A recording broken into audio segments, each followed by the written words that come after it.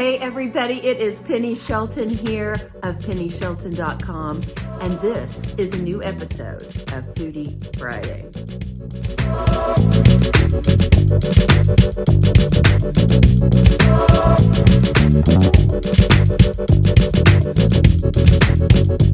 Well, I'm super excited about today's episode as I've been up to a little kitchen witchery. I've pulled together all the ingredients that we need to make an enchanted kitchari.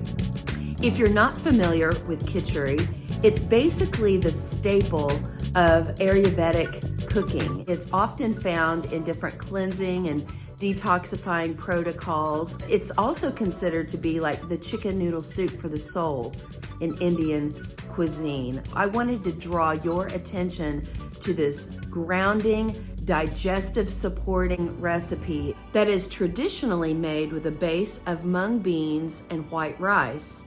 I've added my own touches to the ingredients for this recipe, so let's go in the kitchen and check it out. I want to start with a close-up of all of the ingredients. I realize that looks like a lot, but I have artistically displayed it for your viewing pleasure.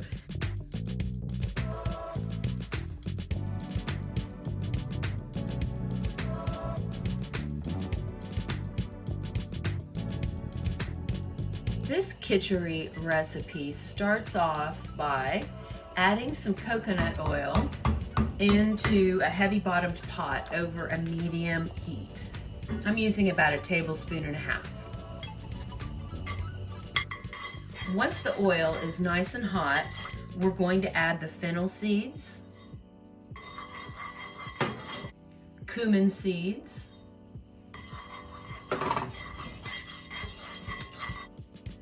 brown mustard seeds, cardamom, we'll cook these digestive herbs until they become aromatic. They might even start to pop. This takes about 2 to 3 minutes. You want to make sure you're stirring this consistently because you don't want to burn these delicate herbs. This fragrance is intoxicating. Once these have started popping, we'll add in the rice,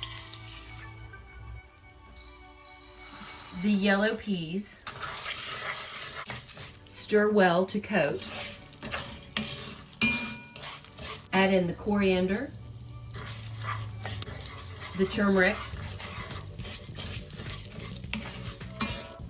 and the fresh ginger.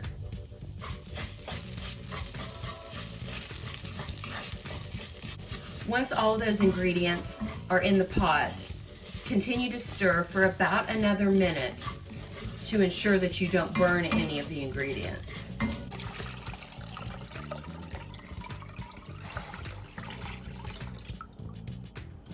Add 8 cups of water and begin to stir to combine.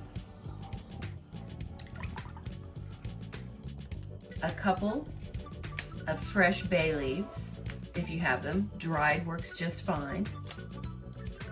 A tablespoon of mushroom powder, any variety of mushroom powder.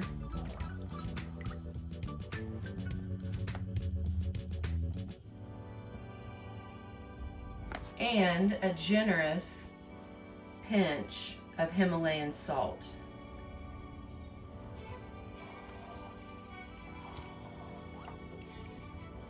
Bring this mixture to a full boil over high heat.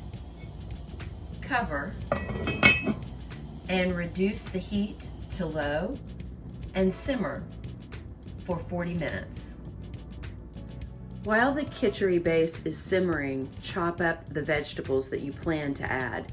Typically, you'll add about 4 to 5 cups of chopped vegetables at the end of the 40 minutes.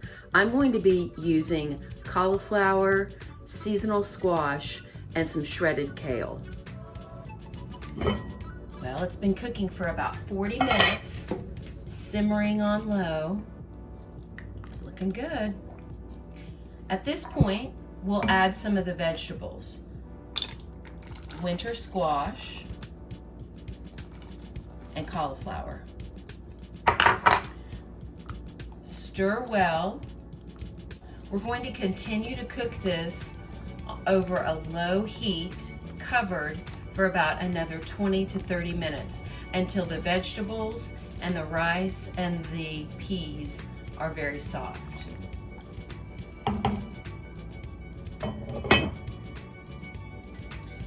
The vegetables have been cooking for about 30 minutes.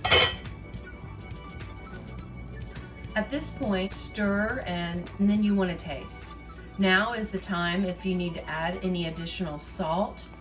Once you've tasted it, it's time to add the freshly chopped kale. This is still cooking over a low heat.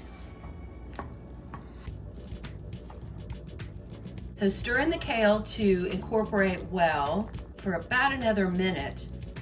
Now we're going to take the pot off of the heat, cover it, and allow the kale to continue to cook until it's tender.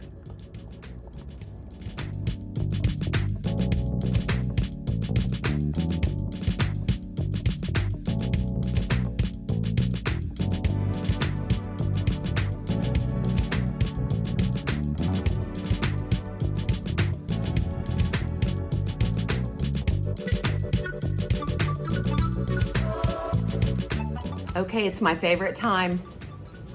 Taste test. It's steaming hot. Oh, I'm so excited about this because it's so versatile. There's so many different takes that you can do on this. Let's let it cool down for a second so I don't singe my tongue. Instead of the squash, you could easily use sweet potatoes or carrots. Really, any seasonal vegetable will work beautifully in this. It would be great with split green peas, and then the traditional mung beans would be great. I wonder how it would be with chickpeas. Let's taste.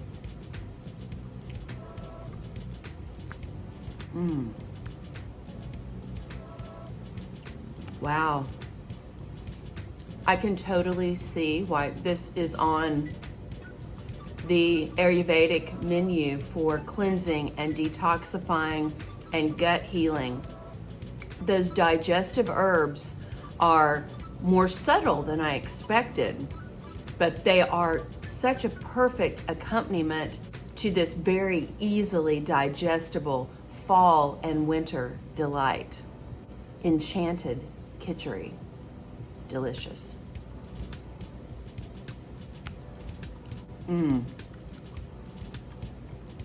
The kale addition at the end is perfect. You'll have to make this and let me know what you think.